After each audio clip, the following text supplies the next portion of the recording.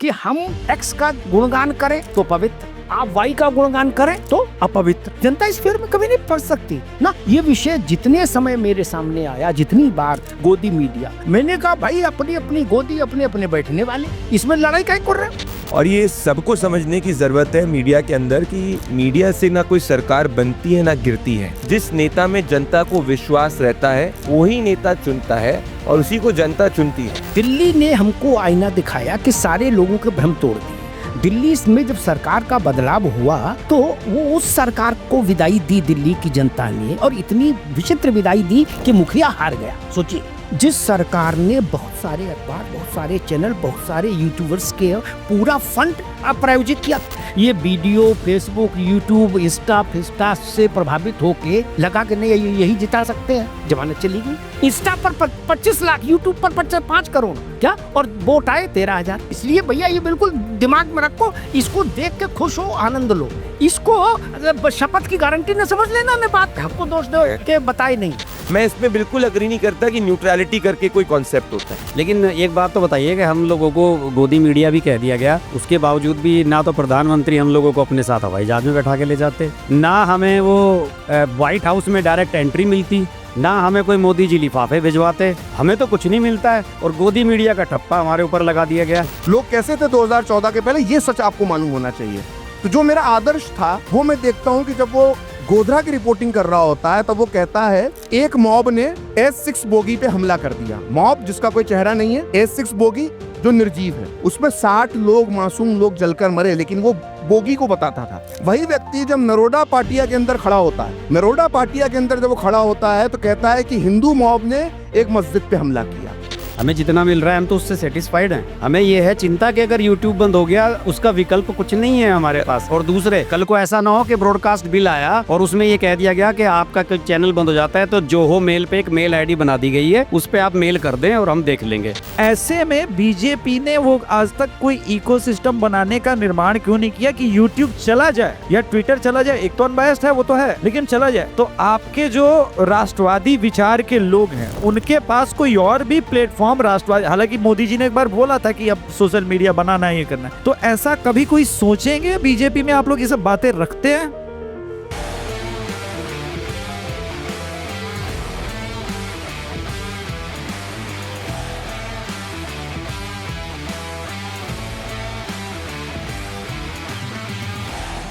My honor to be here and thank you very much. Let me have the pleasure of shaking you by the hand as a Brit would say. नमस्कार, जय श्री राम, हर हर महादेव। हमारे आसपास जो लोग पहुंचे हैं और हैं, इनको मॉडरेट करना मेरे लिए बड़ा डिफिकल्ट होने वाला है। एक तरफ आदरणीय प्रदीप भंडारी भैया हैं, दूसरी तरफ हर्ष सर हैं, बगल में अमिताभ अग्निहोत्री सर और प्रखर सर हैं, और टॉपिक भी वैसा है, मेन स्ट्रीम मीडिया, दरबारी मीडिया, न्यूट्रल मीडिया और गोदी मीडिया। इस बीच में सोशल मीडिया का एक 7 लाख वाला सब्सक्राइबर वाला यूट्यूबर कहाँ फिट होगा मुझे पता नहीं है, लेकिन खैर कोशिश करेंगे ईमानदारी के साथ सबके साथ प्रश्न करने का। अमिताभ सर हैं, सर आप ही के साथ शुरू करते हैं। ये जो पूरा इस वक्त नैरेटिव का खेल चल रहा है कि तुम गोदी मीडिया हो, हम राहुल गांधी जी के साथ भारत जोड़ो यात्रा में चल के भी बड़े ईमानदार मीडिया हैं, और अब गिनती यहां तक आ गई है अमिताभ सर के टी शर्ट का कलर बताया जाए कि एक दिन में 13 रंग के टी शर्ट पहन रहे हैं। ये विकट परिस्थिति है देश के आगे कि एक जेनजी जो रील देखने में भी व्यस्त है, जो पॉलिटिक्स को इतना नहीं समझता, राजनीति को इतना नहीं समझता, वो पत्रकारों में अपनी बात को कहां फिट करे, कैसे सत्य को समझे? सर जी, मुझे लगता है कि गोदी मीडिया और इस तरह का जो नैरेटिव है ना, ये बुलबुले टाइप की चीज है। इसका जमीन पर कोई बहुत असर नहीं, क्योंकि जो जनता है, मैं हमेशा जिधर लोग सराहना रखते उधर पैताना करता हूँ, जिधर पैताना रखते उधर सराहना। ये आज से नहीं, जब से मैंने पत्रकारिता शुरू की तब से मैं चीजों को अपने ढंग से जमीन पर खड़े होकर देखता हूँ। जैसे हाँ भैया कुछ कह रहे थे, माइक है थोड़ा क्लोज। अच्छा, जैसे एक उदाहरण देता हूँ, जिले में अधिकारी भ्रष्ट है या ईमानदार है, ये बड़े अधिकारी को प्रदीप भंडारी, वो बड़े अधिकारी को नहीं समझ हो सकता है, ये भी हो सकता है नेताजी को समझ ना हो, विधायक सांसद से पूछो, वो कहेंगे हमें नहीं पता, अच्छा ऐसा है। लेकिन उस दफ्तर के बाहर जो चाय वाला है उससे पूछिए, वो बता देगा कि जो साहब अंदर है उनका खेल क्या है, क्या रेट चल रहा है। ठीक वैसे ही जनता जानती है कि ये जो खबर आई है हमारे सामने अखबार में, टीवी में, डिजिटल में, किसी भी फॉर्मेट में, यूट्यूब पर एंड ऑल, उसके पीछे का खेल क्या है। मैं उसी बात को याद करता हूं, जयप्रकाश जी ने इंदिरा गांधी को चिट्ठी लिखी, इंदिरा जी ने कहीं कुछ बोल दिया है, भारत के लोगों पर कटाक्ष कर दिया कि इन्हें बहुत समझ नहीं, तो जब प्रकाश बाबू ने चिट्ठी लिखी, उन्होंने कहा कि लोग यहाँ के स्कूली शिक्षा में पिछड़े हो सकते हैं। उस वक्त भारत स्कूली शिक्षा में पिछड़ा था भी, जब जेपी का समय था उनका। लेकिन इंदिरा जी, भारत का व्यक्ति विवेकवान है, उसको सही गलत की सलाहियत है। वही बात मैं आज कहता हूं, आप इधर वाले अपने 10 आदमी ले आओ, उनको छत पे चढ़ा दो, अपनी जिंदाबाद कराओ, उधर वाले अपने 15 ले आओ, उनसे जिंदाबाद कराओ, फर्क कुछ नहीं पड़ना। जनता समझ रही है, और मुश्किल ये है कि हम बैठे, जो बात अभी कही गई वही बात, कि हम एक्स का गुणगान करें तो पवित्र, आप वाई का गुणगान करें तो अपवित्र। जनता इस फेर में कभी नहीं पड़ सकती ना। ये विषय जितने समय मेरे सामने आया, जितनी बार गोदी मीडिया, मैंने कहा भाई अपनी अपनी गोदी, अपने अपने बैठने वाले, इसमें लड़ाई काहे कर रहे हो?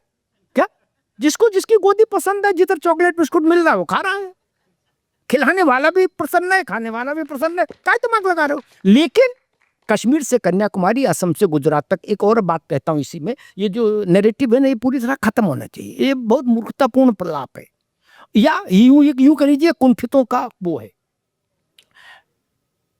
गोदी मीडिया या कोई मीडिया कहिए, या स्पॉन्सर्ड मीडिया, कुछ भी कह लीजिए, वो क्या करेगा कि बेटी के 4 पैसा मिल गया इसलिए कर रहे हैं ऐसा, ऐसे ना। मैंने एक बार कहा कि अगर ये विज्ञापन ही है अपने ढंग का, ठीक है ना, मैंने कहा अगर विज्ञापनों से सरकार बचती होती तो जवाहर लाल जी की ही सरकार नहीं जाती, मोदी जी ही नहीं आते अब तक, क्या कांग्रेस की जाती नहीं सरकार, और किसी राज्य में सरकार नहीं बदलती, हर सरकार के पास विज्ञापन था। अखिलेश यादव जब 2017 में चुनाव में गए, उस साल वो 3,000 करोड़ रुपया, कितना संख्या याद रखिए, 3,000 करोड़ रुपया सूचना विभाग ने खर्च किया एक साल में विज्ञापन का, कि पूरा प्रदेश बदल गया, हर आदमी माला माल हो गया, रसमलाई खा रहा है और दंड बैठक लगा रहा है उत्तर प्रदेश, क्या। और सीटें आई कितनी? 47। प्रचारक तब भी थे, छत पर खड़े होकर चिल्लाने वाले तब भी थे, जो कह रहे थे काम बोलता है। यूपी के 2 लड़के थे, वो छोड़ दीजिए, वो लोग कह रहे थे काम बोलता है। काम को बुलवाने के लिए मेरी जरूरत नहीं, प्रखर की जरूरत नहीं, मेरे गांव में अस्पताल बना, ये बात हम जिलाधिकारी के वक्तव्य से जानेंगे या प्रखर की रिपोर्ट से, अमिताभ अग्निहोत्री की रिपोर्ट से? नहीं ना। मेरे गांव में अस्पताल बन गया, सड़क बन गई, रोजगार मिल गया, ये तो हमको खुद ही पता होगा। इसके लिए विज्ञापन की जरूरत नहीं, चाहे वो विज्ञापन परंपरागत हो और चाहे अंदर वाला। अभी जी कह रहे थे कि भैया हम ये समझ ही नहीं पाए, ठीक, लेकिन जनता समझती है कि खेल कहाँ हो रहा है। ये जो ट्वीट आया है इसके पीछे कहाँ की मिठाई है। जनता इतनी समझदार है, वो मिठाई वो बता देती कि मधुरिमा वाले की रसमलाई दिख रही भैया, वो ये भी तक बताए, यहाँ तक बता देती, क्या वेंडर भी बता देती है, केवल मिठाई नहीं, प्रकार जेंडर भी बता देती है जनता कि ये मधुरिमा वाले का कमेंट में सब मिल जाएगा, सब मिल जाएगा, देख लीजिए। जनता ही जनार्दन है, सिर्फ इस पर विश्वास रखिए, यही सत्य है भैया। ये यूपी वाला जो बताया अमिताभ जी ने कि अखिलेश यादव, ये मैंने शायद आज वाले उसमें भी बोली थी ये बात। मैंने कहा था कि एक अखबार का नाम खैर लेना ठीक नहीं है, वैसे मैं तो ले दिया करता हूँ। एक अखबार के लिए तो यूनिवर्सिटी की ज़मीन दिलवाई, पता ही है आपको, लखनऊ में भी दिलवाई और नोएडा में, ग्रेटर नोएडा में भी दिलवाई, बहुत बड़ी यूनिवर्सिटी चल रही है वहाँ पे। और वो अखबार जिसे कहा जाता है कि इंग्लिश अखबारों का सरताज है उसमें, और आधे आधे पेज के इंटरव्यू खूब छपे हैं अखिलेश यादव के। लेकिन उन्हें यही नहीं पता था कि उनका जो वोटर है वो तो उसको पढ़ता ही नहीं है अखबार को। नहीं हर्षद, नहीं हर्षद, तो चलता है दैनिक जागरण, अमर उजाला यूपी में, तो वो तो उसको पढ़ता ही नहीं है, उसका सर्कुलेशन ही नहीं है वहाँ पे। नहीं बढ़िया हुआ, उसका भला हो गया, मीडिया वाले का भी। इसमें एक बात मैं कहूँगा, सिर्फ आपकी बात ठीक है, लेकिन मुझे मेरा अनुभव इसमें एक चीज़ और जोड़ना चाहता है, वो ये अमर उजाला में भी वैसी छपवा दो खबर रंगीन, तो वहां का दर्शक पाठक भी समझ जाता कि ये रंगीन खबर है क्या, इसलिए इसी में छपा, इसलिए उनका सर्कुलेशन खत्म हो ना गया। ना ना ना जिनके हम इससे भी आगे हम कह रहे हैं सबका सर्कुलेशन है, जागरण का सर्कुलेशन बहुत है उत्तर प्रदेश में, लगभग हर तीसरे आदमी की आंख जागरण से खुलती है सुबह, ठीक। उसके बाद भी उसमें जब जो छपता है, अगर अक्षरशः मान लिया जाए तो कोई सरकार नहीं जाती ना, सरकारें गई लगातार बदली। योगी जी का पिछले बार का उदाहरण छोड़ दीजिए, तो 38 साल में उत्तर प्रदेश की जनता ने किसी को रिपीट ही नहीं किया, कंटिन्यूस। बिल्कुल बिल्कुल बिल्कुल। वैसे 2 BHK फ्लैट तो यूट्यूबर्स को भी मिल ही रहे हैं, पता नहीं क्या होगा। हर सर आप ने इतना समय दिया है पत्रकारिता में, अब जब आप यूट्यूब पर हैं और पहले आप प्रिंट मीडिया, और दोनों के बीच में जो दबाव का अंतर है, पॉलिटिकल प्रेशर, या अब आप अपनी बात जिस प्रकार से खुल के आपने कहा कि नाम भी ले लेते, ये जो अंतर आया है, क्या यहाँ भी आपको ऑडियंस का प्रेशर दिखता है या फिर या पॉलिटिकल प्रेशर आते हैं? देखिए, मैं औरों के बारे में जानता नहीं हूँ, ये जो मैं बोलता हूँ मैं हूँ, मैं अपनी बात कर सकता हूँ कि मैं दबाव में रहता हूँ या नहीं, मुझे बोलना है ऐसा। नहीं, प्रिंट तो मैं मीडिया और यूट्यूब से अंतर जो प्रिंट पे बता रहा हूँ मैं आपको, इसी राउंड टेबल पे पिछले साल मैं, भाऊ और ओमकार चौधरी जी बैठे थे, शायद आप पता नहीं थे कि नहीं उसमें, तो मैंने उसमें एक छोटा सा उदाहरण दिया था। जब मैं मेरठ में था, जागरण में था या अमर उजाला में था, ये मुझे क्लियर नहीं है, उस समय अवतार सिंह बढ़ाना चुनाव लड़ने के लिए आए थे वहाँ पे। उन्होंने एक बड़ा 4 पेज का पुल आउट एक डिजाइन कराया, धोबी समाज ने समर्थन दे दिया है अवतार सिंह बढ़ाना को, फलाना समाज ने, फलाना गुज्जर समाज में बड़ी रैली हुई है उनके समर्थन में, उन्होंने खुद डिजाइन किया, वो अखबार के ऑफिस में नहीं डिजाइन हुआ, वो पूरा का पूरा डिजाइन उन्होंने बनवाया, और वो गए अमर उजाला के जो मालिक थे स्वर्गीय अतुल महेश्वरी जी के पास। अतुल महेश्वरी जी ने कहा कि भाई ये तो नियम छापेंगे, ये खबर थोड़ी, ये विज्ञापन है। कह लगे तो मैं पैसे दे रहा हूँ, छापो ना आप जितना मुंह मांगी। 15 दिन पहले टिकट हुआ था अवतार सिंह बढ़ाना का कांग्रेस से, किसी त्यागी लड़ रहे थे JDU से वहाँ पे, तो मना कर दिया। दैनिक जागरण में गए, फिर उसके बाद भाई मेरठ में, वहाँ मिले, मालिकों से मिले, संपादकों से मिले, कहा के साथ ये छपवाना है, हाँ बताओ, ये कहना है, छाप दिया, छपा, खूब सर्कुलेट हुआ, और अवतार सिंह बढ़ाना ने चुनाव ऐसे जीता था, वो जिस इलाके से गुजरता था, वो जैसे आपने देखा ना फिल्मों में वो डांसर के ऊपर नोट ऐसे डालते हैं, 15 दिन के अंदर नोट ऐसे बिखेर दिए थे सारे मेरठ में को जी। तो उसके बाद पत्रकार ये कहते थे दैनिक जागरण के कि हमें चेहरा दिखाना भारी हो गया था बाहर निकलने, और वो दिन है, आज का दिन है, भले ही कॉपी आप कह रहे हैं ना कि तीसरे आदमी की आंख खुलती है उससे, भले ही कॉपी जागरण बेचता हो, क्रेडिबिलिटी नहीं है सर उसकी। आप बताइए, मैं नाम नहीं भी हो, जितने अखबार हैं उत्तर प्रदेश के, किसी प्रदेश के अखबार की बात कर लीजिए, इसमें कोई अलग नहीं है, आप विज्ञापन का दबाव से मालिक बिहार में जब जिसकी सरकार रहेगी उसके खिलाफ तो कोई अखबार नहीं छापता, उत्तर प्रदेश में भी नहीं छापता, फिर सरकार हटती कैसे? इसका मतलब कि जनता जो आप छाप रहे हो उस पर भरोसा नहीं कर रही, वो अपने स्कैनर से आपके अखबार को सुबह गुजार रही है, जैसे होटल में आपका सामान गुजरता है स्कैनर से, एयरपोर्ट पर गुजरता है, वैसे आपको अखबार गुजरता है गरीब अनपढ़ आदमी की आंख से। वो जान लेता है कि भैया जा खबर तो खैर शुरुआत कैसे हुई थी? पेड न्यूज से, ऐसे न्यूज लगाते थे और उसका बॉक्स चारों करके लिख देते थे ADVT कॉर्नर पे। ये हुआ था 2007 तक ये चला, बिल्कुल मायावती जब आई, जब 2012 में अखिलेश वाला हुआ चुनाव, अखिलेश तो खैर थे नहीं, मुलायम सिंह यादव थे उस समय। उसके बाद क्या हुआ कि वो बॉर्डर बनाया, कॉर्नर में लिखते थे यहाँ ADVT, और उसे खबर को सेट करने के बाद उस बॉक्स को जो कंप्यूटर ऑपरेटर था वो डिलीट कर देता था। तो उसकी वजह से क्या होता था कि वो लीडिंग लेता था, स्पेस लेता था थोड़ा थोड़ा अंदर का, तो वो खबर दूसरों से अलग ही चमकती थी। इवन मेरे फादर, मैं तो दैनिक जागरण में था, मेरे फादर कहते थे कितने लिए भाई इसके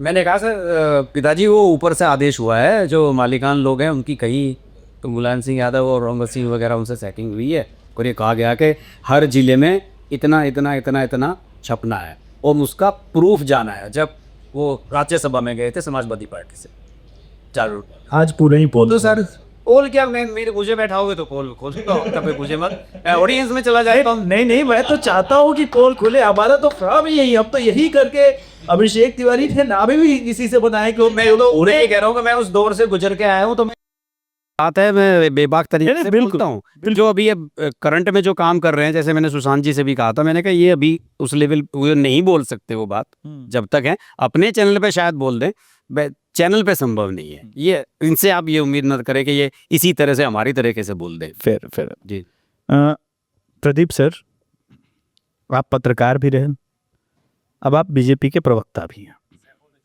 अरे वो तो सबसे पहले रहे, क्योंकि हमारी जो घनिष्ठता हुई उसी कारण, क्योंकि हम लोग बहुत सारा सर से मैं फीडबैक बंगाल इलेक्शन से ही पूछता था, बहुत कुछ सीखा है प्रदीप सर से, ऐसा नहीं है। मैं ऑनेस्टली आप सबके सामने कन्फेस कर सकता हूँ इस बात को लेकर के, इनसे बहुत कुछ सीखा है मैंने। लेकिन प्रदीप सर, पत्रकारिता में जब आप रिपब्लिक के लिए काम हो रहे थे और जो जिस प्रकार के उस वक्त महाविकास आघाड़ी के समय अटैक हुए वो पर्सनल लेवल पर जाकर के, तब का आपका एक्सपीरियंस, अनुभव, और आपकी भी सरकार है कई जगह पर, और इल्जाम ये लगता है कि ये सरकार जो है वो फ्रीडम ऑफ एक्सप्रेशन का हनन करती है, मोदी फासिस्ट है, इसको आप कैसे देखते हैं? अमिताभ जी और सबको बड़े गंभीरता से सुन रहा था, मेरे भाई प्रखर जी भी बोलेंगे, पर मैं आप सभी को, क्योंकि आपने गोदी मीडिया और ये सब बात करी, मैं एक थोड़ा वीडियो का आपको ऑडियो सुनाना चाहता हूँ, जरा सुनिएगा। बरेली और अमेठी का लाडला राम, अंग्रेजों को भारत को दिखाता राहु, कभी पैराग्लाइडिंग करता है तो कभी किताबों में खोया, जो दिन के उजाले में रोड शो करता है और शाम ये तो पूरी स्टोरी के दालान में होता है, वो शख्स जो शाहरुख के साथ मैच देखता है तो कभी एक समय हुआ करता था कि जो लोग कहते थे कि भाई ये पत्रकारिता का गोल्डन दौर है, उसी के समय की एक क्लिप जो है ये मेरे को किसी ने भेजी थी और ये बड़ी सोशल मीडिया पे चल रही है। देखिए, जैसे अमिताभ जी ने कहा, हम सबको व्यवहारिक होने की ज़रूरत है और ये सबको समझने की ज़रूरत है मीडिया के अंदर कि मीडिया से ना कोई सरकार बनती है ना गिरती है।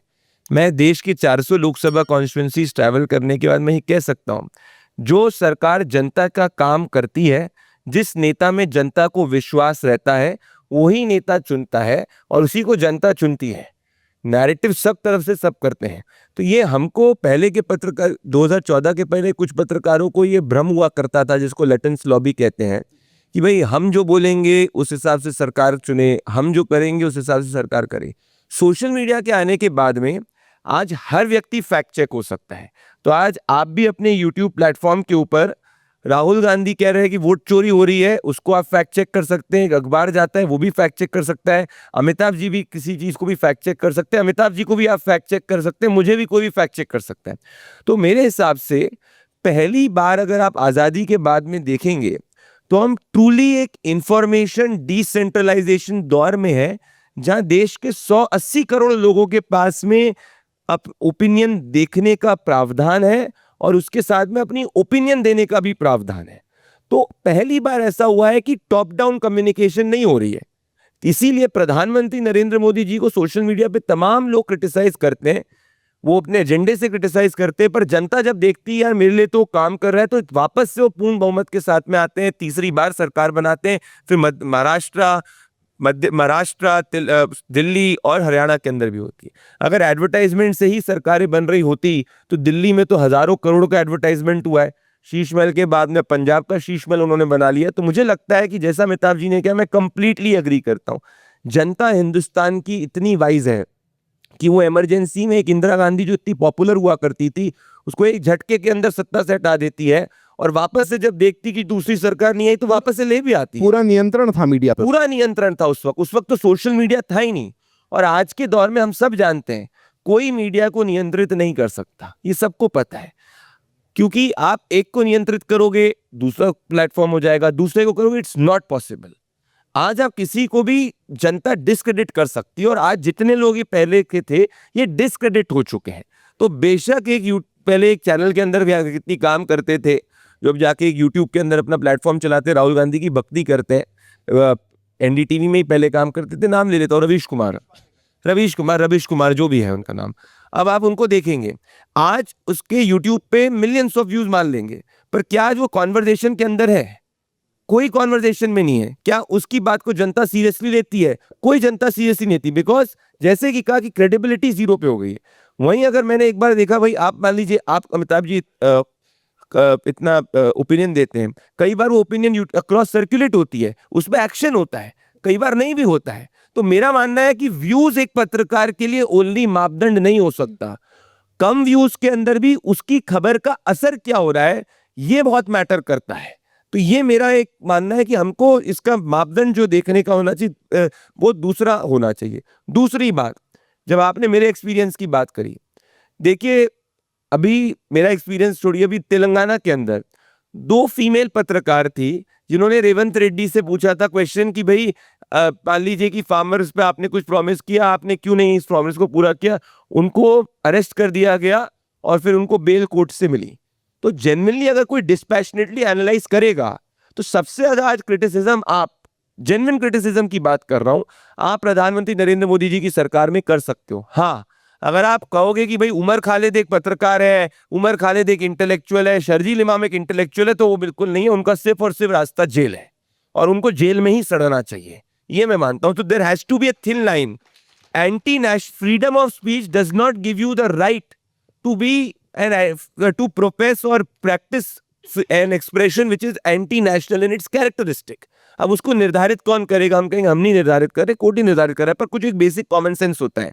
आज बेसिक कॉमन सेंस क्या कहता है? कोई भी जनता के सामने आप आके बोलोगे, एक शर्जील इमाम जैसा आदमी जो बिहार के अंदर, आप बिहार से आते ना, चुनाव लड़ने की बात कर रहा था वो, हाँ नहीं मुझे बेल चाहिए, मेरे को चुनाव लड़ना है, जमानत के चक्कर में कर रहा था। तो अमिताभ जी, मैं आपसे पूर्ण रूप से सहमत हूँ। बात जो प्रदीप जी ने कही उसमें मैं एक चीज और जोड़ दूं। जी जी। दिल्ली ने हमको आईना दिखाया कि सारे लोगों के भ्रम तोड़ दिए। दिल्ली में जब सरकार का बदलाव हुआ तो वो उस सरकार को विदाई दी दिल्ली की जनता ने, और इतनी विचित्र विदाई दी कि मुखिया हार गया। सोचिए, विधानसभा का चुनाव खुद केजरीवाल हार गए। जिस सरकार ने बहुत सारे अखबार, बहुत सारे चैनल, बहुत सारे यूट्यूबर्स के पूरा फंड प्रायोजित किया, मैं उनका पूरा मीडिया विंग था अमिताभ जी, क्योंकि मैं हरा दिया एक। और दूसरी बात जो बात कही प्रदीप भंडारी ने, वो बड़ी महत्वपूर्ण है मेरी दृष्टि में। महत्वपूर्ण ये नहीं कि आपके वीडियो पर, आपके उस पर कितने व्यूज आए। व्यूज आने के 100 तरीके हैं, ठीक। महत्वपूर्ण ये है कि क्या जन विमर्श में आप हैं या नहीं। मान लीजिए किसी व्यक्ति ने कहा कि हम बिहार में, एक छोटा सा उदाहरण, कि अमुक आदमी को जिताइए, क्या, और उस पर पत्रकार है, उसने उसकी प्रशंसा में कोई लिखा, वीडियो बनाया, और उसको आए 75 लाख व्यूज, क्या, और वो आदमी हार गया। इसका मतलब आपके लिखे पढ़े की वैल्यू कुछ भी नहीं। ऐसा महाराष्ट्र चुनाव हो चुका है। कौन था बिग बॉस वाला? एजाज खान भी, और 35 लाख फॉलोअर थे और 300 वोट। हमारे उत्तर प्रदेश में भी नंबर पे था। हमारे उत्तर प्रदेश में भी गांधी पट्टी में एक बार ये प्रयोग हो चुका। ये वीडियो फेसबुक, यूट्यूब, इंस्टा से प्रभावित होके लगा कि नहीं यही जिता सकते हैं, क्या, जमानत चली गई। इंस्टा पर 25 लाख, यूट्यूब पर 5 करोड़, क्या, और वोट आए 13,000। इस आपने दिल्ली की बात करी, इसलिए भैया ये बिल्कुल दिमाग में रखो, इसको देख के खुश हो, आनंद लो, क्या, इसको शपथ की गारंटी न समझ लेना। मैं बात हमको दोष दो के बताए नहीं। एक 10 करके दिल्ली की आपने बात करी, मैं खुद नैरेटिव कमेटी का पूरा देख रहा था, तो मैं आपको एक पर्सनल एक्सपीरियंस बताता हूँ अभिषेक में।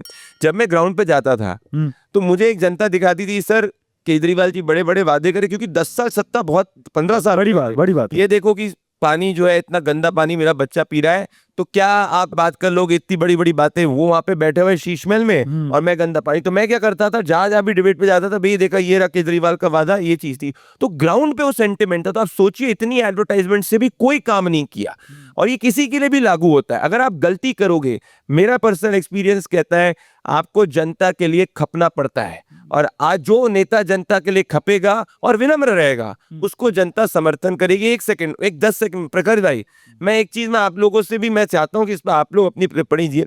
मैं इसमें बिल्कुल अग्री नहीं करता कि न्यूट्रलिटी करके कोई कॉन्सेप्ट होता है। नहीं मैं तो जजमेंटल हूँ ही, मैं तो कहता हूँ कि मैं ओपिनियन है, और जो वोट करता है वो बिल्कुल न्यूट्रल नहीं है। हो ही नहीं सकता। वो जो बोलता है मैं न्यूट्रल, वो सबसे बड़ा फ्रॉड है, क्योंकि ओपिनियन तो लेना ही है। प्रखर जी ने, मैंने इनका एक बड़ा अच्छा देखा था कि भाई बाबा साहेब भीमराव अंबेडकर के विचारों को जैसे पहले प्रस्तुत किया जाता था, उनके विचारों को विज़वी जवाहरलाल नेहरू, फॉर एग्जांपल जवाहरलाल नेहरू ने बाबा साहेब अंबेडकर को जिसने चुनाव हराया, उनको जवाहरलाल कांग्रेस की सरकार ने आगे पद्मा अवार्ड दिया। हाँ। नारायण कजोलकर, ये सब बातें नहीं करी। नहीं अभी आऊंगा उन पर। तो मेरा पॉइंट कहने का ये है कि ओपिनियन जरूरी है, कोई भी ओपिनियन ले, वो जनता का कटघरा है। It's in the courts of the people and people will जज।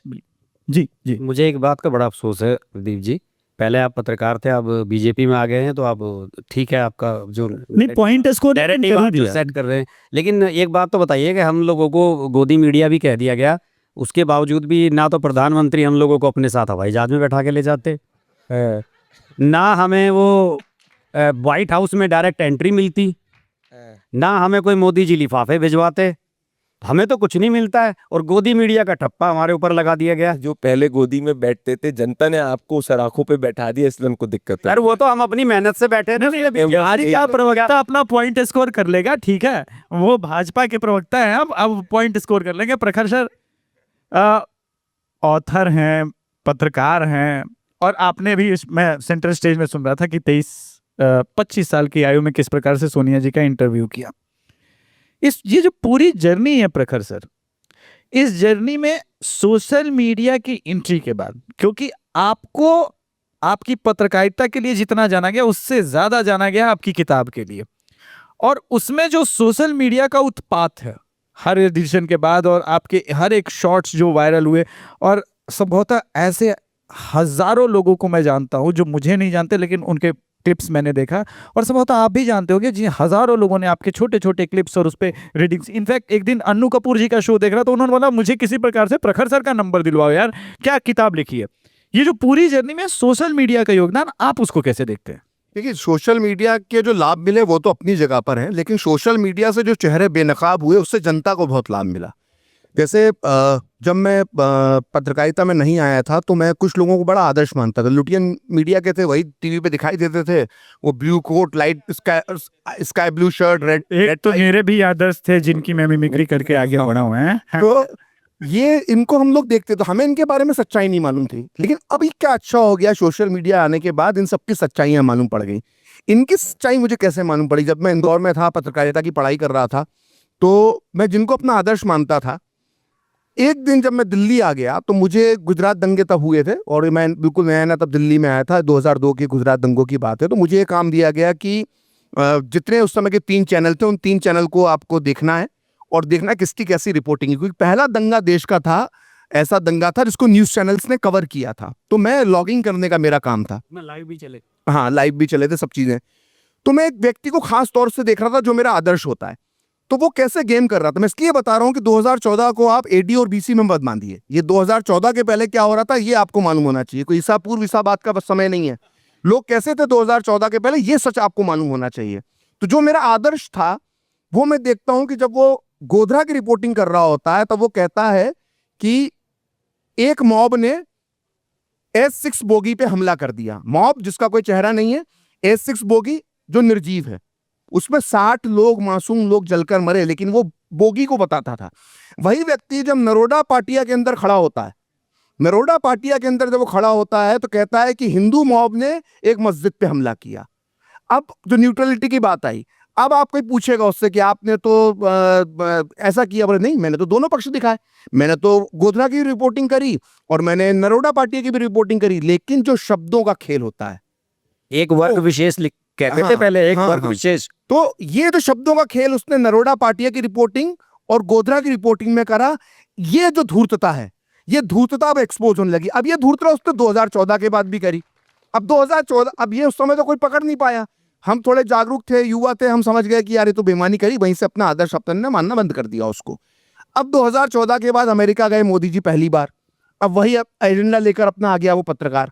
अब वो अमेरिका में वॉशिंगटन में मोदी जी की तस्वीर लेकर घूम रहा है और बार बार पूछ रहा है, अब इनको पहचानते हैं, इनको पहचानते हैं। भाई नहीं पहचानता भाई। अमेरिका में जरूरी नहीं कि हर आदमी मोदी जी को पहचाने।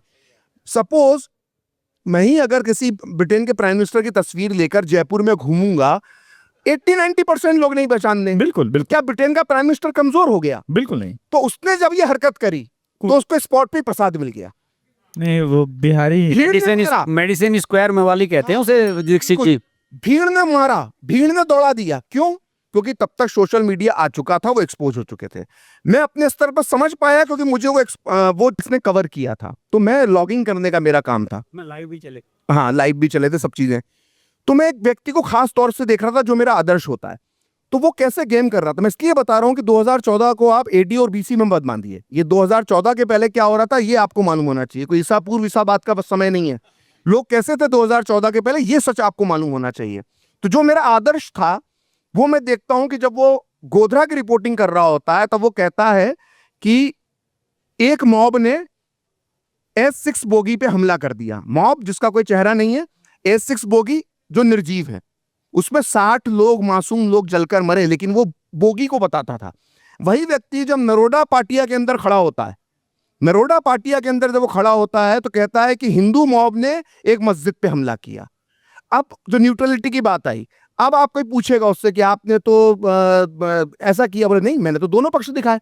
मैंने तो गोधरा की रिपोर्टिंग करी और मैंने नरोडा पाटिया की भी रिपोर्टिंग करी। लेकिन जो शब्दों का खेल होता है, एक वर्ग विशेष कहते थे हाँ, पहले, एक हाँ, वर्ग हाँ। विशेष। तो ये जो शब्दों का खेल उसने नरोडा पाटिया की रिपोर्टिंग और गोधरा की रिपोर्टिंग में करा, ये जो धूर्तता है, ये धूर्तता अब एक्सपोज होने लगी। अब ये धूर्तता उसने 2014 के बाद भी करी। अब 2014, अब ये उस समय तो कोई पकड़ नहीं पाया। हम थोड़े जागरूक थे, युवा थे, हम समझ गए कि यार ये तो बेईमानी करी, वहीं से अपना आदर्श अपने ने मानना बंद कर दिया उसको। अब 2014 के बाद अमेरिका गए मोदी जी पहली बार, अब वही एजेंडा लेकर अपना आ गया वो पत्रकार। अब वो अमेरिका में वॉशिंगटन में मोदी जी की तस्वीर लेकर घूम रहा है और बार बार पूछ रहा है, अब इनको पहचानते हैं, इनको पहचानते हैं। भाई नहीं पहचानता भाई। अमेरिका में जरूरी नहीं कि हर आदमी मोदी जी को पहचाने। सपोज मैं ही अगर किसी ब्रिटेन के प्राइम मिनिस्टर की तस्वीर लेकर जयपुर में घूमूंगा, 80-90% लोग नहीं पहचान देंगे। बिल्कुल तो बिल्कुल क्या ब्रिटेन का प्राइम मिनिस्टर कमजोर हो गया? बिल्कुल नहीं। तो उसने जब ये हरकत करी तो उसको स्पॉट पे प्रसाद मिल गया।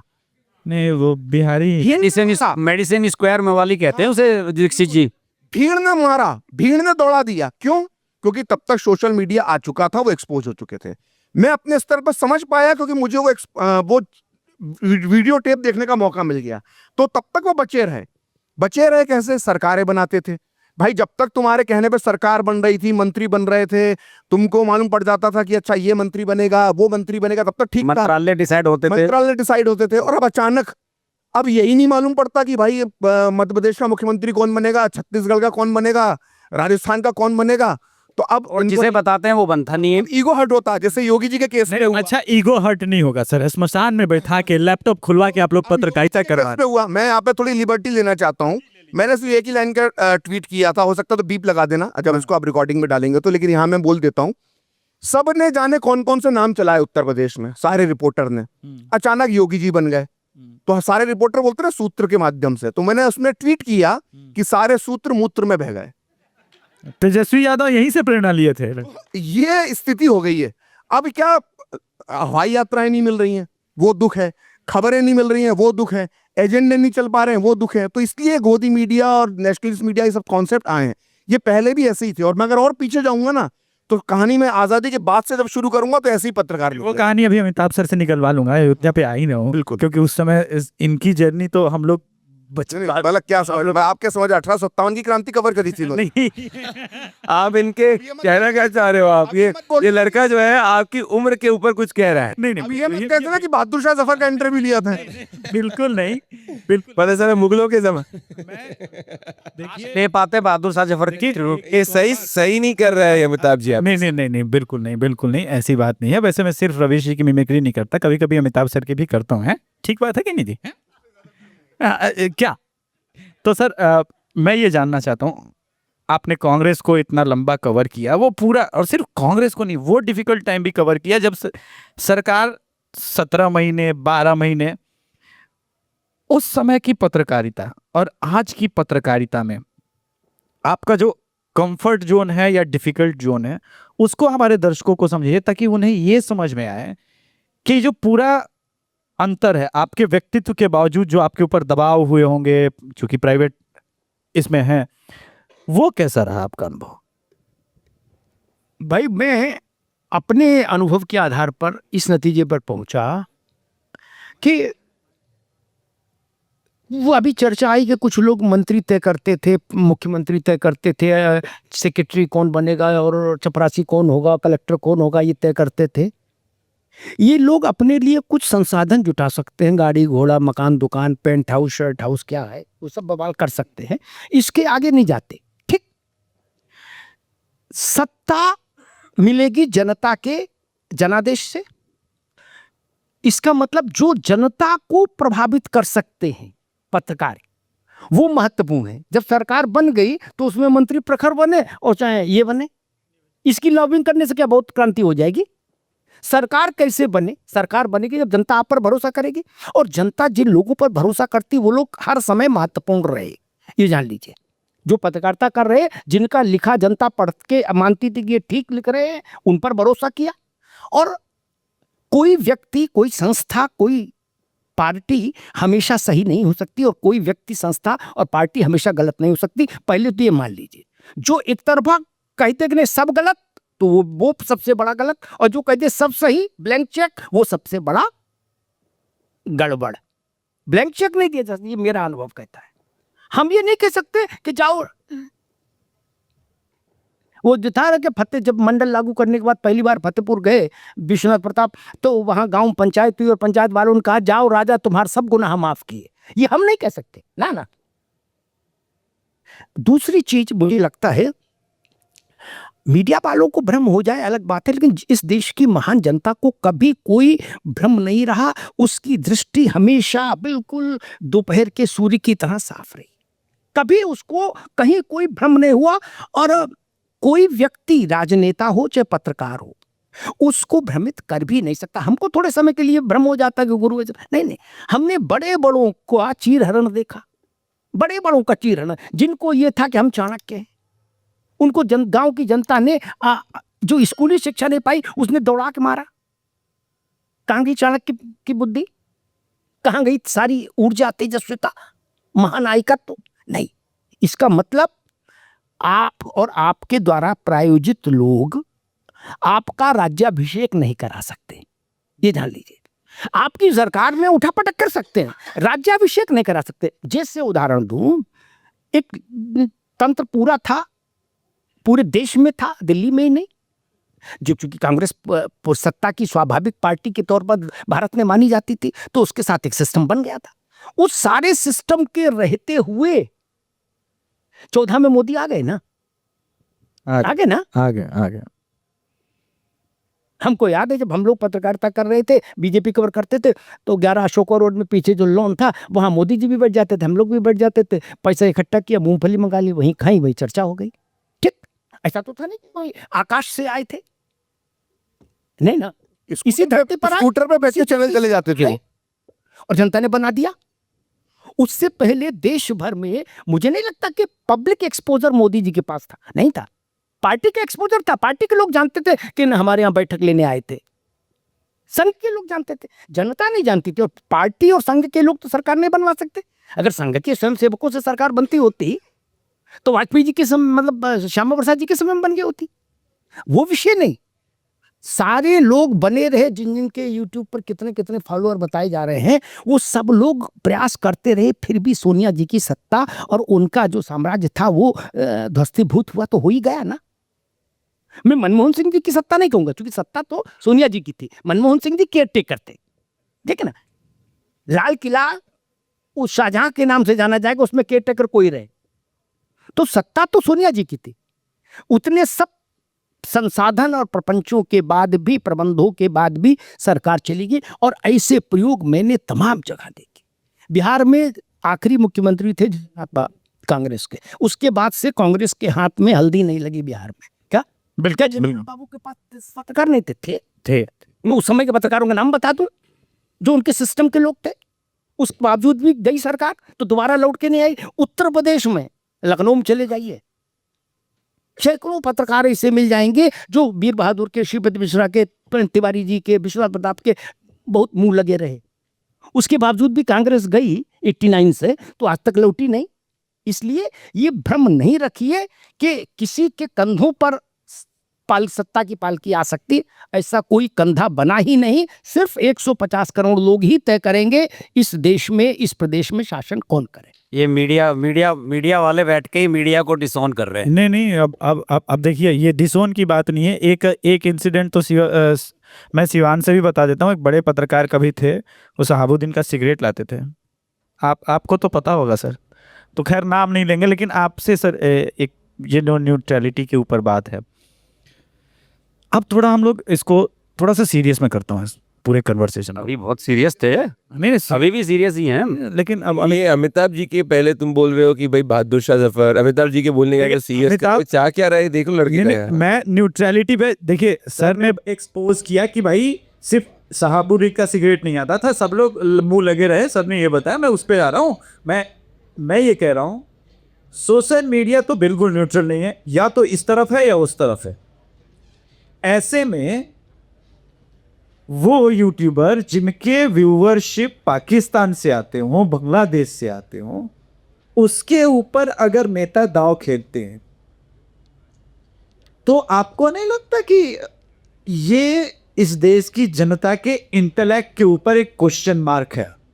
नहीं देखिए, अमिताभ जी ने सब स्पष्ट कर दिया, उससे कुछ हो तो रहा नहीं, कोई कुछ भी करता रहे, कोई कुछ में ऐसा भी नहीं चलाता रहे, और इससे कोई फर्क तो पड़ता नहीं, मतदाता अपना फैसला दे देता। नहीं, और संजय साहब कह रहे भाई सोशल मीडिया कह रहे दबाव में आया, और ठीक है, वो भी उसमें कह रहे हैं, जाके उसी फ्लो में जाके कह रहे हैं वो कि होता क्या है कि मतदाता तो कई बार ऐसा भी होता है कि बूथ के अंदर घुसने के बाद फैसला लेता है, क्योंकि उसके बाहर वो दबाव में रहता है, घर के, परिवार के, चाचा के, ताऊ के, ये कर लेना, वाइफ कह रही है ये कर लेना, पति कह रहा है ये कर लेना।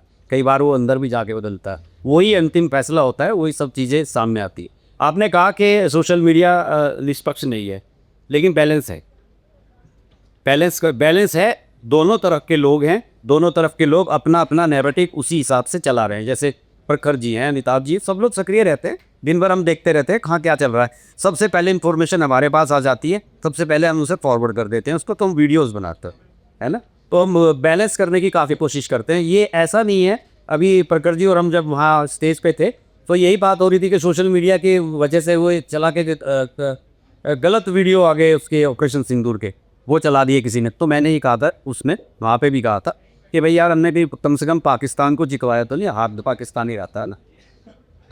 तो ये जो नैरेटिव है ये तो चलता रहेगा, लेकिन सोशल मीडिया ने चीज़ों को बैलेंस किया है, ये आपको मानना पड़ेगा। पहले अखबारों में चिट्ठियाँ छपा करती थी जो संपादक की मर्जी पर होती थी कि मैं ये छापूं या ना छापूं। मेरी तो हिंदुस्तान अखबार में छपती थी, मैं नहीं तो क्लास से अभी झूठी भी छाप दी जाती, झूठी भी छाप दी मेरी तो आज तक नहीं छपी, बहुत लिखे थे दैनिक जागरण में, एक को नहीं छपी। अपनी मन मर्जी की चिट्ठी नहीं आई तो यार 4 लाइन राम सिंह आप लिख दो या फलाना सिंह आप लिख दो, ऐसे भी लिखवा दी जाती थी। आज उन्हीं अखबारों में हमारे जैसे लोग जो ट्वीट्स कर रहे हैं, उन ट्वीट्स को छापा जाने लगा है। हाँ, प्रेशर बढ़ रहा है, कहा जा रहा है कि यार कम से कम कहीं तो कुछ बैलेंस कर लो। ये कह देना कि ये चिट्ठी नहीं आई थी, हमने तो सोशल मीडिया से ली थी और बड़ी वायरल हो रही थी, इसके स्क्रीनशॉट बड़े वायरल हो रहे थे, इस वजह से हमें ये छापनी पड़ रही है। तो चीज़ें बैलेंस कर रहा है, और जैसे प्रखर जी कह रहे थे, चेक एंड बैलेंस दोनों चीज़ें हैं, चेकिंग भी हो रही है, फैक्ट चेकिंग भी हो रही है। ये सब सोशल मीडिया की वजह से ही हुआ है। लेकिन मैं फिर सवाल यहाँ कहूँगा और बार बार कहता रहूँगा, अगर कल यूट्यूब बंद हो गया तो क्या? हाँ, मैं ये प्रश्न अभी बीजेपी के प्रवक्ता से मैं पूछ लेता हूँ।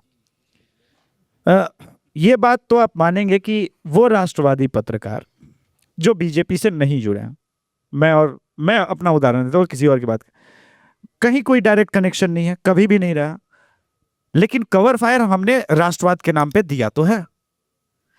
स्ट्रिंग जैसा मेरा मित्र है विनोद, 1 मिलियन सब्सक्राइबर है थे उसके, वो चैनल चला जाता है, स्ट्रिंग का, विनोद का। ऐसे एक दिन हो सकता है कि अगर कांग्रेस की कभी सरकार आया ना, लेकिन ऑलमोस्ट तो सेलिब्रेट 200 ऐसा ना कहो, सुशांत जी ने भी कह दिया वहां के, कल अगर राहुल गांधी प्रधानमंत्री बन गए तो नहीं। देखिए, मैं वो तभी आएगी जब राहुल गांधी राष्ट्रवादी बन जाएगा। सर देखिए, मैं बिहारी हूं और मैं ये बात मानता हूं कि चुनाव बहुत अनप्रेडिक्टेबल होता है, एक आध मुद्दे बहुत सारी चीजें बदल जाती हैं। तो मैं बहुत इस तरह का आदमी नहीं हूं कि असंभव सी कोई चीज होती है दुनिया में। मैं ये कह रहा हूं कि वो जो cover fire Pradeep sir BJP के लिए और निष्पक्ष होकर के हमने दिया, क्योंकि राष्ट्रवादी आप भी हैं और मैं राष्ट्रवादी हूं, कॉमन मिनिमम प्रोग्राम राष्ट्रवाद का चल रहा है मेरा। तो ऐसे में बीजेपी ने वो आज तक कोई इकोसिस्टम बनाने का निर्माण क्यों नहीं किया कि यूट्यूब चला जाए या ट्विटर चला जाए? एक तो अनबायस्ड है, वो तो है, लेकिन चला जाए। तो आपके जो राष्ट्रवादी विचार के लोग हैं उनके पास कोई और भी प्लेटफॉर्म राष्ट्रवादी, हालांकि मोदी जी ने एक बार बोला था कि अब सोशल मीडिया बनाना है, ये करना है, तो ऐसा कभी कोई सोचेंगे बीजेपी में? आप लोग ये सब बातें रखते हैं? देखिए, इसको दो तरीके से मैं एड्रेस करता हूँ। एक तो ज़रूर आपकी बात यह है कि कई राष्ट्रवादियों का चैनल और प्लेटफॉर्म गया है। कई ऐसे लोग हैं जो मैं खुद इसके बारे में अवगत हूँ, जिनका हैंडल गया था, जिनका चैनल गया था, जो सही माध्यम से कई लोगों के उन्होंने एड्रेस करा और वापस भी आए हैं। परंतु हाँ, ये एक जेन्युइन ग्रीवियंस है और इस पे कोई मैकेनिज्म बनाने की ज़रूरत है, क्योंकि कई बार ये मैंने भी देखा है और ये जेन्युइनली अंदर भी आप जो बात कर रहे हैं, अब इसके बारे में डेलिब्रेशन भी हो रहा है, क्योंकि कई बार कोई भी वीडियो किसी का अच्छा करता है तो एक कोई मैकेनिज्म के जरिए स्ट्राइक उस पर कर करके या उसको पूरा डाउन कर दिया जाता है। मेरा मानना है एक तो हमारी जो थिंकिंग में एक चीज़ में बदलाव होने की ज़रूरत है। यूट्यूबर नहीं, we should recognise people as digital journalist and we should treat them at par as we do main stream journalist. So ये एक मेरा मानना है कि once we start looking at this change, so you will look at them as digital journalist. दिक्कत अभी क्या आ गई है कि कई अधिकारी, कई लोग, जिसमें क्योंकि कई बार ये अधिकारी, मैंने खुद इसका एक्सपीरियंस किया है, एक मेरा ट्वीट था जिसके ऊपर कुछ रिपोर्ट हुआ था, मैंने खुद एक्सपीरियंस किया है। तो ये प्रोसेस जो है वो सही व्यक्ति तक पहुंचने का इज द लार्जर थिंग। ऐसा नहीं कि इंटेंट नहीं है हेल्प करने का, मैं ये आपको आश्वस्त करना चाहता हूँ, when it reaches the right person there is definitely help. But क्या होता है कि in the rigmarole of the bureaucratic thing किसको जाए क्या जाए, आप तो खुद इसके भोगी हैं, कई बार वो चीज पहुंचती नहीं है। तो इसको डेफिनेटली मेरे केस में तो मुझे मदद मिली। मैं ये कह रहा हूँ जिस दिन प्रदीप भैया डिजिटल जर्नलिस्ट वाला ये काम आप लोगों ने कर दिया रिकॉग्नाइजेशन का, पर्सनली आरा वाला मिठाई आपको खिलाएंगे। मैं मतलब मेरा ये थिंकिंग है और मैंने इसको कई जगह रखा है और आप इस पर आश्वस्त रहिए कि सूनर रादर देन लेटर ये जरूर होगा।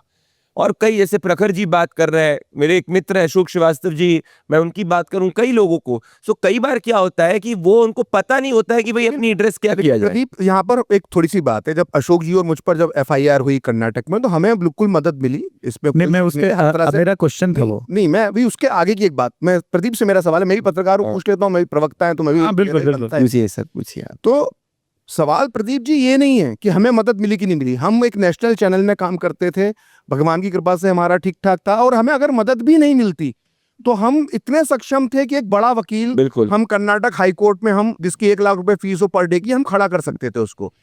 मेरा सवाल जो मुझे दिक्कत होती है, अशोक जी भी आज यहाँ पर नहीं है लेकिन हम लोग चर्चा करते हैं जब बैठकर, हमारी चिंता उन यूट्यूबर्स के लिए जिनके पास वो साधन नहीं है, बिल्कुल, जिनकी आवाज ऊपर तक नहीं पहुंच सकती, जिनके पास वो चेन नहीं है जहां तक ऊपर पहुंचे, उनके लिए क्या सोचा गया? आपकी चिंता, सवाल इस पे है, उसके लिए हमें कहीं ना कहीं प्रयत्न करना चाहिए।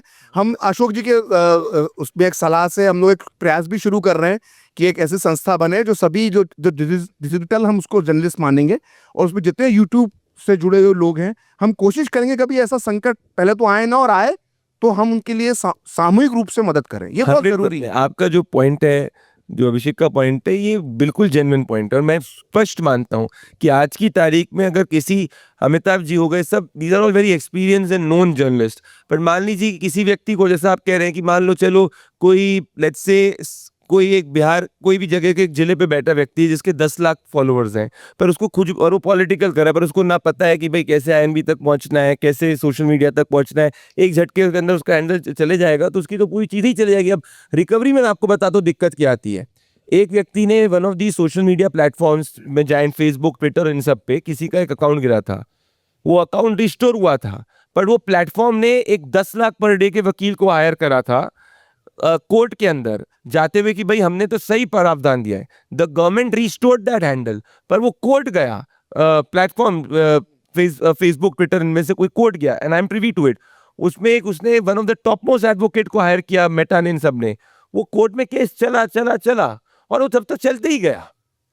और उसके बाद उसको नया हैंडल बना रहा मैं है। सिर्फ यूट्यूब का रचित कौशल और सब लोग मैं बता देता हूँ। लीगल केसेस जो सरकारों द्वारा, राज्य सरकारों द्वारा किए जाते हैं, उसमें भी आपको ध्यान रखना पड़ेगा। और फॉलोअर से तय नहीं होगा I कि इसके believe 10 लाख देखिए, इसके प्रखर सर, के लिए मदद होना चाहिए। प्रखर सर, मेरा कंसर्न अपने लिए नहीं है, क्योंकि हम लोग तो फिर भी, हमारा एक बहुत बड़ा वॉइस है। वो ट्विटर यूजर्स जिनके 4,000 5,000 फॉलोअर है, वो यूट्यूबर जिनके 20-30 हजार है, और जो राष्ट्रवादी वॉइस है, उनके लिए हमारे पास कोई मैकेनिज्म नहीं है सर। देखिए ये हमें एक मैकेनिज्म, मैं क्या आपको कह रहा हूँ, ये थिंकिंग हर चीज, everywhere where there is a vacuum you have to find a solution. Now we have to evolve that, how do we and how will we categorize a digital journalist. जैसे मेन स्ट्रीम, प्रिंट, इन सब में एक mechanism है। किसी को भी मान लीजिए कोई मेन स्ट्रीम चैनल में रहता है, किसी के PIB कार्ड होल्डर है, कोई रहता है, तो देयर इज अ एक्रेडिटेशन की भाई पता है ये चीज is there has to be a differentiation between a digital journalist and a normal account. So it is not to do with the quantity of the follower. अगर कोई व्यक्ति एक डिजिटल माध्यम से पत्रकारिता कर रहा है तो उसको भी क्रेडेंशियल और उसका भी मापदंड वही होना चाहिए आज के एक डिजिटल युग के अंदर। जो एक टेलीविजन का है, जो एक प्रिंट का है, उसकी गाइडलाइंस अलग हो सकती है, पर वो होना जरूरी है, क्योंकि हम ये केस बाय केस की बात करेंगे वो सोल्यूशन नहीं होगा। जब एक गाइडलाइन और प्रोसेस सेट होगा तब जाके आप देखेंगे कि इसमें रिड्रेसल भी होगा, क्योंकि अभी एसेंस में इसको सॉल्व नहीं किया गया, इसीलिए समस्या आ रही है। देखिए हुआ क्या है, मेरा मानना यह है कि social media has given the rise to the voice of the subaltern. जब सबऑल्टर्न पत्रकारिता के अंदर भी 14 के पहले जो एलीट थे, दो controlled, now it is exactly like what has happened in the Indian polity. The subaltern or prime minister comes from a poor background, now the entire polity has changed. उसी तरीके से entire पत्रकारिता has changed. आप खुद imagine, और आप सब इतने एक्सपीरियंस है, 15 साल पहले का आप इमेजिन करिए the way it used to happen. It has completely changed as a dynamic.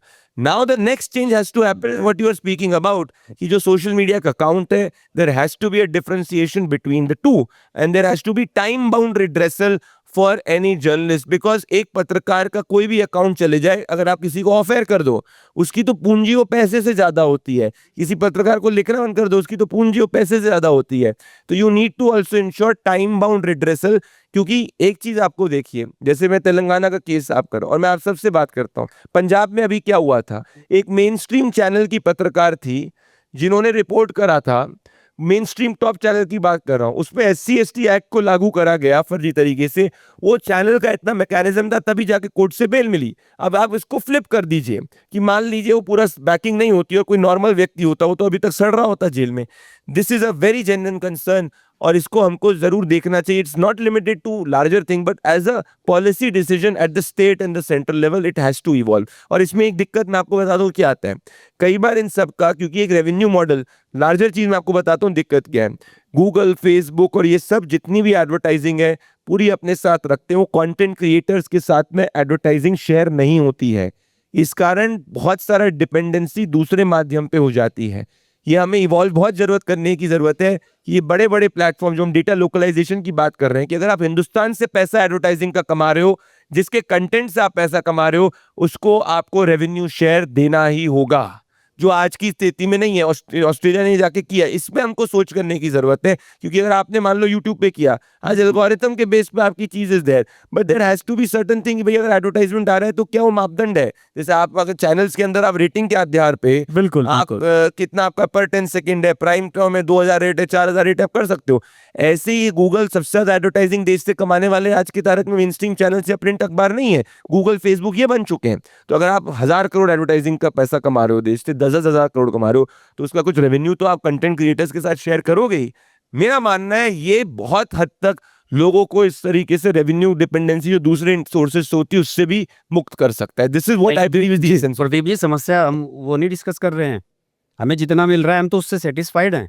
हमें ये है चिंता कि अगर यूट्यूब बंद हो गया, उसका विकल्प कुछ नहीं है हमारे पास। और दूसरे, कल को ऐसा ना हो कि ब्रॉडकास्ट बिल आया और उसमें ये कह दिया गया कि आपका चैनल बंद हो जाता है, तो जो हो मेल पे एक मेल आईडी बना दी गई है, उस पे आप मेल कर दें और हम देख लेंगे, जिसे 2 साल तक कोई देखेगा नहीं। यही आपने जो कहा 2 साल तक टाइम बाउंड, जैसे मैंने कहा every redressal has to be time bound. अभी चीज आई नहीं है, this is a matter of discussion. Amitabh sir से एक क्वेश्चन पूछना है। बिल्कुल आपका चीज है, इसको I will put it across at the right platform. Amitabh sir, बहुत इम्पोर्टेंट क्वेश्चन है अमिताभ सर। ये जो नई जनरेशन है उसने जो जिन पत्रकारों को आदर्श माना है, अब उनका जो एक विचार है, हम अगर एग्रेसिव ढंग से रखते हैं, एफआईआर वगैरह होता है, जैसे आपने बंगाल पे कोई पत्रकारिता, आपकी एक पत्रकारिता थी जो मैंने देखी थी, आपने काशी विश्वनाथ पे बोला कि ये जमीन लेकर के आए, वहां से आए थे क्या, ईरान से, हैं? तो वो वाली जो बात आपने कही थी, ये चीज आपको न्यूज चैनल पर स्ट्राइक नहीं होती, एफआईआर हो भी गया तो आपके साथ ये जो हम कंसर्न कर रहे हैं, ये नए जनरेशन को कितना इफेक्ट कर सकता है सर, कि राष्ट्र के लिए सब कुछ सोचते हुए त्याग करके यूट्यूब चैनल पर आए हैं और अपनी राष्ट्र की बात कर रहे हैं, और एक पूरा entire lobby lone wolf attack कर रहा है उस पर। एक सॉरी अमिताभ जी, बीच में आ रहा हूँ, एक छोटा सा मेरा पॉइंट थॉट रह गया था। एक चीज एक हमको डिफरेंशिएट करने की जरूरत है अभिषेक, कि अगर आप पर्सनली गाली बकोगे, नहीं, गाली की बात नहीं कर रहा हूँ। मुझे कई लोग ऐसे हैं जो कई लोग ऐसे हैं जो पर्सनली अब्यूजिव कंटेंट को अगर आप सोचोगे शील्ड के अंदर प्रोटेक्ट किया जाएगा तो वो नहीं, मेरा वो कंसर्न नहीं है सर। मैंने अमिताभ सर से बहुत स्पेसिफिक कि मैंने बोला कि नहीं, मैं कह रहा हूँ कि मैंने इन्हीं की पत्रकारिता को वो कई बार शेयर किया है और ये एक्सपीरियंस किया है। मेरा पॉइंट आपके क्वेश्चन के रिलेटेड नहीं था, मेरा पॉइंट नहीं, मैं ठीक है, कई बार आप देखते होगे, मैं अपनी अमिताभ जी के क्वेश्चन में, आपके क्वेश्चन में नहीं है, कई बार ये चीज पे भी आपको सबको विचार करना चाहिए। जो ये भी बात है कि आप सोचोगे कि भाई आप पर्सनली अब्यूजिव हो रहे हो, गाली गलौज हो रही है, और उसके बाद आप सोचोगे कि प्रोटेक्शन, वो कोई भी freedom of expression does not give you the right to personally abuse. ये तो हमारे संविधान में बिल्कुल सही बात, वो भी थिन लाइन ड्रॉ होनी चाहिए। नहीं, थिन लाइन आप इसमें नहीं हो तो मेरे थॉट को कंप्लीट करो आप। जी अमिताभ सर। मुझे लगता है सबसे जरूरी चीज ये है कि इस बात की विभाजन रेखा स्पष्ट हो, उसमें कहीं कोई नहीं हो कि डिजिटल पत्रकार कौन है और सामान्य क्रिएटर कौन है। सबसे बड़ी मुश्किल ये हो गई कि अगर 100 करोड़ लोग डिजिटल क्रिएटर हो गए और सब कहें कि हमको आप पत्रकार की श्रेणी में रख के सुरक्षा कवच दे दीजिए, तो मोदी जी की सरकार छोड़िए, मतलब ट्रंप भी मिल जाए तो कानून नहीं बना सकते सब मिलके भी पूरी दुनिया में। ऐसा तो संभव नहीं ना कि 100 करोड़ लोगों को, और डिजिटल माध्यमों पर 100 करोड़ लोग हैं, कोई यही बना रहा कढ़ी कैसे बनाए, कोई बना रहा पूरी खस्ता कैसे बनेगी, इसका मैकेनिज्म समझो। वो भी कह रहा मेरा वीडियो चला गया, अब मैं क्या करूं, मोदी जी को चिट्ठी लिखो। ये तो तय करना पड़ेगा ना। कोई कह रहा भागवत जी को मेल भेजो, उससे तो काम नहीं चलेगा। हमको ये तय करना पड़ेगा कि पत्रकारिता कौन कर रहा है। ठीक, जैसे संपादक के नाम अभी चर्चा आई चिट्ठी की, संपादक के नाम पत्र लिखने वालों को पत्रकारिता के तहत हमने कानूनन नहीं रखा। वो ये क्लेम नहीं कर सकते भाई जब ना बर्ड टाइम्स में मेरी 100 चिट्ठी छपी है, कम से कम मुझे सब सहायक संपादक तक तो डेजिग्नेट कर ही दो, इससे ज्यादा मतलब संपादक ना भी बनाओ राजेंद्र माथुर की जगह क्या। या बोले डीडी पर मेरा भी बॉक्स पॉप आया था तो अशोक जैसा ना सही, लेकिन अशोक के नीचे ही कहीं एडजस्ट करो क्या। ये तो नहीं चलेगा कि बॉक्स पॉप दिए तो मैंने दो। यार ये तो कहीं तो विभाजन रेखा खींचो। कुंभ में कोई मापदंड लागू नहीं हो सकता। कुंभ तो कुंभ है, नहाइए और अपने अपने भाग्य के अनुसार गति पाइए। आपको एक व्यवस्था बनानी पड़ेगी। सबसे पहले डिजिटल प्लेटफॉर्म को अभयारण्य से, मैं अभयारण्य शब्द इस्तेमाल कर रहा हूं, अभयारण्य के उससे बचाना पड़ेगा। और जो बात प्रदीप जी ने कही मैं उससे भी 100% सहमत हूं। बड़ी बात, कड़ी बात, प्रखर बात, महत्वपूर्ण बात कहने के लिए अभद्र होना जरूरी नहीं। जो अभद्र हो रहे हैं किसी पक्ष में खड़े हो, मैं उनके साथ नहीं खड़ा होता ना। जो अभद्र हो रहे हैं इसका मतलब उनके पास तर्क की अल्पता है, तर्क कम है। इस देश में हमने पार्लियामेंट का वो दौर देखा जब इस देश के सार्वकालिक रूप से देखिए तो सर्वश्रेष्ठ वक्ता थे लोकसभा में। आज तो वक्ता गिनती के हैं। बिना कागज हाथ में रख के 10 मिनट कोई हाउस में बोल नहीं सकता क्या। घंटों बोलते थे, आनंद आ जाता था। हम लोग कवर करते थे तो खो जाते थे, इतना अद्भुत भाषण होता था। कहीं गाली गलौज नहीं, कहीं कमर से नीचे बाहर नहीं होता था। इसलिए इस बात को भी ध्यान रखना होगा। जब हम कानून से संरक्षण मांगेंगे, मान लीजिए संरक्षण देने वाले कुर्सी पर प्रदीप भंडारी बैठे हैं, इनका मन आपके साथ हो सकता है, लेकिन इनका निर्णय आपके साथ नहीं होगा अगर आपने कानून की लक्ष्मण रेखा लांघ दी। और अगर ये कर देंगे फैसला तो कोर्ट में चैलेंज हो जाएगा, 10 रुपए की आरटीआई लगेगी, इनकी कुर्सी भी जाएगी, ये भी जाएंगे। इसलिए दो चीजें मुझे लगता है संकट पड़ा है, क्योंकि एक क्षण में जितनी देर में एक व्हाट्सएप मैसेज आता उतनी देर में आपका पूरा लाल किला ध्वस्त हो जाता है। जीवन भर की कमाई, सब कुछ, साधना तपस्या चली गई। अब रोते फिरो, अमूर्त चीजों से लड़ना है, पता ही नहीं किसने बंद कर दिया। रामलाल पता हो तो रामलाल को के दफ्तर जाए, पकड़े जाके उसको। ऐसे यहाँ तो सब अमूर्त है। और सर विदेश में है तो दिल्ली वाला आदमी कुछ 3-13 कर भी ले, गांव वाला क्या करेगा, कस्बे वाला क्या करेगा, उसको तो ये पता ही नहीं मेटा का दफ्तर कहाँ है। पूछ लीजिए कि मेटा क्या है। जो बच्चे इन पर रील बना के डाल रहे हैं वो यूट्यूब का दफ्तर नहीं जानते, यूट्यूब का मालिक कौन है, चेयरमैन कौन है, कंपनी कौन है, कुछ नहीं जानते। वो उनको सरकार को संरक्षण देना चाहिए। और हाँ, जो लोग केवल स्वांता सुखाय इसमें क्रीड़ा कर रहे हैं डिजिटल पे, उनके लिए बहुत परेशान होने की जरूरत नहीं। चल जाए ठीक है, नहीं चले नहीं ठीक है भाई।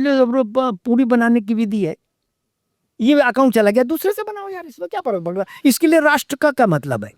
इतना राष्ट्र को इतना भी सस्ता न कर दो कि मेकअप कैसे करें, आंखों के नीचे काले धब्बे नहीं, वो तो उनकी सरकार करो, उनकी बात हो ही नहीं रही है। डिजिटल में सरकार को जो मेरी समझ कहती, सबसे पहले एक काम करना चाहिए, सूप लाइए और फटकिए। क्या किनको प्रोटेक्ट करना है ये तो लाइन खींचो। हाँ वही लाइन तो खींचो, अभी तो लाइन ही नहीं है, कहाँ है लाइन? वही लाइन तो खींचो भैया। और सब प्रोटेक्ट नहीं हो सकते, ये भी जान लीजिए, सब प्रोटेक्ट नहीं हो सकते। जो मेकअप करने की ट्रिक बता रहे हैं वो लोग भी पत्रकार के दायरे में, और वो भी वही विलाप करें तो संभव नहीं, किसी सरकार के लिए संभव नहीं। विशुद्ध रूप से जो जर्नलिज्म कर रहे हैं, आपने जो बता दी बात तो मैं समझ गया सर, लेकिन अब मुझे लगता है कि गोदी मीडिया के नाम से ही चैनल बनाते हैं इन्हें। हाँ नहीं, ये आपने आइडिया दिया है। अब देखना है कि आप पहले खोलोगे या मैं खोलूंगा। आप बताइए ना, जब चौकीदार चोर है और मैं भी चौकीदार हो गया, तो क्यों नहीं गोदी मीडिया बनाया जा सकता? गोदी मीडिया के नाम पे एक ग्राउंड रिपोर्टिंग शुरू करेंगे और उस पे माइक आईडी ही गोदी मीडिया रखेंगे, तो मजा आएगा। सुपर हिट होगा, मैं आपको बता रहा हूँ। ब्रांड आइडेंटिटी आप नोट करिए, अगर इंटेंट के साथ हो कि सुपर हिट ब्रांड। नहीं, कंबाइन चला लेंगे, ये यूपी देख लेंगे, हम बिहार बंगाल देख लेंगे, दिक्कत कहाँ आ रही है। और समय का व्यवधान है, बैकग्राउंड से एक बार आवाज आ गई है सर, 2 मिनट और, तो 2 मिनट में प्रखर सर इसी इशू को थोड़ा सा आप अपने हिसाब से एड्रेस कीजिए। कि वैसे तो हम लोग उस दिन कार में भी बात कर रहे थे इसी कि जो पत्रकार हैं, क्योंकि हम सर ने बता दिया सूप से फटकी फटक के पत्रकार निकालिए। ये प्रश्न मैंने इसलिए पूछ लिया कि एक आदमी जो स्वयं को कहता था लेफ्ट इकोसिस्टम में कि मैं पत्रकार नहीं, मैं तो फैक्ट चेकर हूं, बाद में वो लिखने लगा पत्रकार है। और कर्नाटका ने और तमिलनाडु ने उनको प्रोटेक्ट भी किया उनकी सरकारों ने, और यूपी में एफआईआर भी हुई। और उसने म्यूट वीडियो चलाया था जिसमें ये लिखवाया था उसने कैप्शन में कि एक मुसलमान ज़ईफ को मारा गया और जय श्री राम बुलवाया गया, जबकि दोनों, मारने वाला मुसलमान, मार खाने वाला मुसलमान। और उस मॉर्फ वीडियो के बाद भी उस पर कुछ ना हो सका। एलकेएफसी की बात कर रहे हैं? हाँ, एलकेएफसी की बात कर रहा हूं, बिल्कुल बिल्कुल। देखिए, मैं जो हमारी बातचीत अभी इतनी देर चली, समय भी अब कम है, समय पूरा हो रहा है 1 घंटे का। मेरा जो कहने का मतलब है कि अभी सर ने, अमिताभ सर ने बात की कि मेकअप बनाने वाले हैं उसकी, मैं थोड़ा सा उसको बढ़ाता हूँ दायरा। असल में सर हमें समझना होगा कि जो मेकअप बनाने की ट्रिक्स बता रहे हैं या पूड़ी तलने की बता रहे हैं, उनका भी एक पैसों का वो माध्यम है, उससे वो पैसा कमा रहे हैं। और नेपाल की अगर हम जेनजी जिसको क्रांति को कहते हैं सो कॉल्ड, उसकी वजह ये थी कि जब वो बंद हुआ पूरा यूट्यूब वगैरह, तो जो इस तरह के वीडियोस बनाने वाले थे, जो खाने, वो सब एकदम मैदान में आ गए। तो हमें ऐसा नहीं है कि हालांकि हमारे आज चर्चा का विषय नहीं है, लेकिन उनकी भी समस्या को ध्यान में रखना पड़ेगा, क्योंकि उनकी भी रोजी रोटी, घर परिवार चल रहा है, जब तक वो अश्लीलता नहीं फैला रहे हैं। अगर वो अच्छे कोई खाने की रेसिपी बता रहे हैं, कोई पुराने ज़माने की राजस्थानी रेसिपी बता रहे हैं, तो वहाँ तक ठीक है, तो उनको भी कहीं ना कहीं प्रोटेक्शन मिलना चाहिए। हालांकि ये हमारा विषय नहीं है। जो बात मैं कहना चाहता हूँ, जिसको आज हम यहाँ से जब निकले तो उस बात को जहन में रखें और एक एग्जाम्पल के साथ समझाना चाहता हूँ। एक लड़की थी बंगाल में, उसने कुछ ऐसी टिप्पणी की जो किसी एक धर्म विशेष को, जिसने उसको आहत कर दिया, उस पर केस दर्ज हुआ और गुड़गांव से उसको उठा के ले गए। तो जिस व्यक्ति ने एफआईआर दर्ज करी थी, उसने स्वयं जो है कामाख्या देवी के लिए भद्दी टिप्पणियां करी थी, और उस पर भी अलग अलग राज्यों में एफआईआर शुरू हो गई। फिर उस लड़के का जो मामला, जो खुद ऑफेंडर था एक तरह से, उसका मामला जब उसके ऊपर अलग अलग पुलिस राज्यों की पुलिस जाने की तैयारी करने लगी, तो वो सुप्रीम कोर्ट के अंदर मामला आया और सुप्रीम कोर्ट ने उसको इम्यूनिटी दे दी, उसको एक तरह से राहत दे दी। तो लोगों ने यहाँ पे बड़ा बवाल मचाया, देखो सुप्रीम कोर्ट बायस है, उसको छोड़ दिया, उसको तो ऐसा कर दिया। वो गलत परसेप्शन था, ये गलत लोगों की सोच है। सुप्रीम कोर्ट बायस नहीं था उस केस में। उस केस में हमें यह समझना चाहिए था कि एक सड़क छाप लड़का बंगाल का, उसके लिए एक बड़ा वकील सुप्रीम कोर्ट में कैसे खड़ा हो गया। अगर ये सरकार खड़ी होगी, पूरी सरकार छोड़िए, वो वकील कैसे आया उस तक, वो सड़क छाप लड़के का वकील सुप्रीम कोर्ट में कैसे खड़ा हो गया। तो इम्यूनिटी किसी को भी मिल सकती है। आज आरा में बैठा कोई लड़का अगर फंस जाता है और उसको इस तरह से घेरने की कोशिश होती है, तो उसके अगर उसको एक सुप्रीम कोर्ट तक वो पहुंच जाए वकील लेकर, तो सुप्रीम कोर्ट उसके साथ भी इंसाफ करेगा। लेकिन समस्या ये है कि वो सुप्रीम कोर्ट तक पहुंचने का रास्ता हमको नजर नहीं आ रहा है। हमें उस पर काम करने की जरूरत है जिससे प्रोटेक्शन मिले। मैं चैनल बंद हो गया, मेरे लिए वो कंसर्न नहीं है। वो खुलकर, जिसको कहते हैं ना फ्रीडम ऑफ स्पीच, वो सही मायने में तभी होगी जब वो बिना डरे बोल सकेगा, जिसको इम्यूनिटी रहेगी कि नहीं यार, अगर मेरी बात को कोई घेरता है, मुझे ऐसे राज्यों में जहां से आप वेंडिक्टिव शासन चला रहे हैं, तो मेरी मदद करने के लिए कोई खड़ा है। जब तक ये भाव नहीं होगा ना, तब तक मुझे लगता है कि डिजिटल मीडिया में वो जो स्कोप है उसका, वो उस तरह से सामने नहीं आ पाएगा जैसा कि उसको आना चाहिए। आधे लोग तो डर के नहीं कर रहे हैं ना। तो आज के सत्र में इतना ही, और उम्मीद करूंगा कि मैंने इन विद्वानों के बीच में बैठ करके जो चर्चा करने का प्रयास किया वो आपके जीवन में कुछ बदलाव लेकर के आएगा। और नमस्कार, जय श्री राम, हर हर महादेव।